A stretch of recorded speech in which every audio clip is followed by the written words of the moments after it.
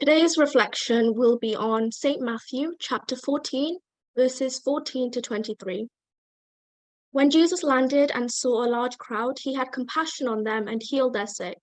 As evening approached, the disciples came to him and said, "This is a remote place and it is already getting late. Send the crowds away so they can go to the villages and buy themselves some food." Jesus replied, "They do not need to go away. You give them something to eat." "We have here only 5 loaves of bread and 2 fish," they answered. "Bring them here to me," he said, and he directed the people to sit down on the grass. Taking the 5 loaves and the 2 fish, and looking up to heaven, he gave thanks and broke the loaves.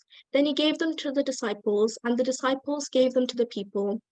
They all ate and were satisfied, and the disciples picked up 12 basketfuls of broken pieces that were left over.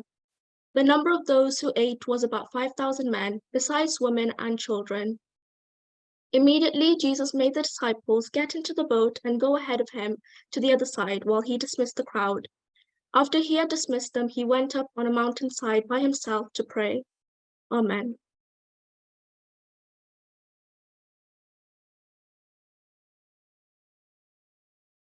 So I will start this reflection with a brief summary of the passage we just read. So this story unfolds with Jesus withdrawing to a desolate place to find solace after hearing about the death of John the Baptist. However, the crowds hungry for spiritual nourishment follow him. Instead of turning them away, Jesus welcomes them with open arms, recognizing their need for both physical and spiritual sustenance. This gesture sets the stage for a miraculous event that teaches us several important lessons. Firstly, in a desolate place where resources are scarce, the disciples initially perceived their resources as insufficient.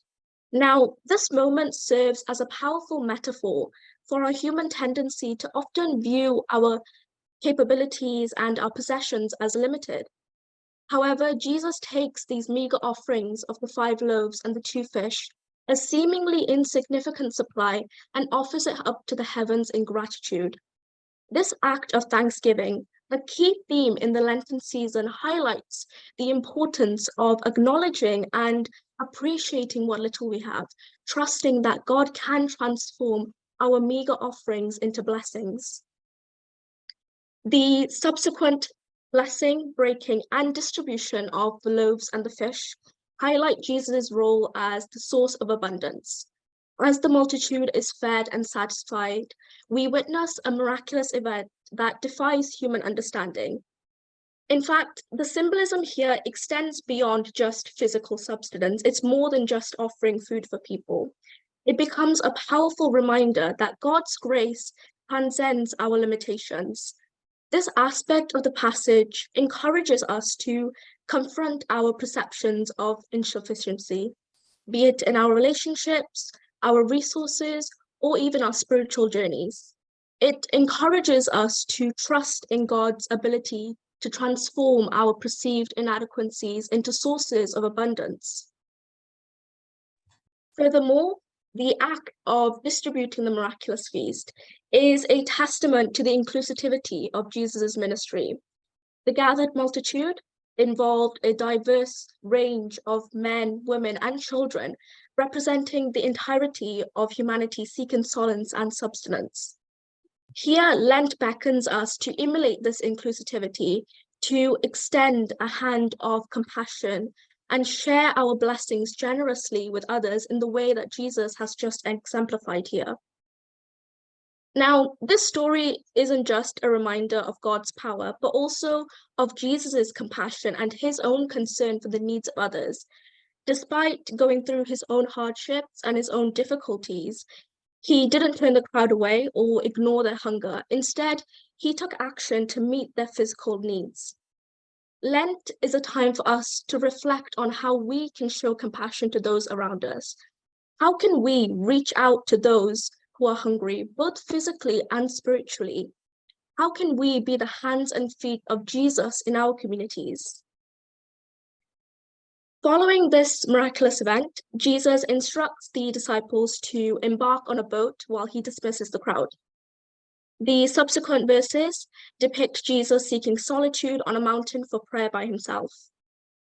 This shift in the narrative here highlights the balance between active ministry and personal spiritual renewal. As we reflect on this aspect of the passage, we are prompted to consider our own practices of prayer and reflection. In the busyness of our lives today, I want us to ask ourselves whether we crave out moments for solitude and prayer. This example of Jesus on the mountain serves as an invitation to prioritize the nurturing of our spiritual well-being. It encourages us to find courage and solace in prayer, allowing us to draw strength from it, guidance, and a renewed sense of purpose from our communion with God. In conclusion, this miraculous story of Jesus feeding the 5,000 invites us to embrace a profound understanding of abundance in scarcity. It challenges us to surrender our perceived limitations to the divine, trusting in God's transformative power. As we journey on through this sacred season, I hope that we may be inspired by the compassion, the inclusivity, and the gratitude exemplified in this miraculous event, seeking to emulate these qualities in our own lives and communities. Thank you.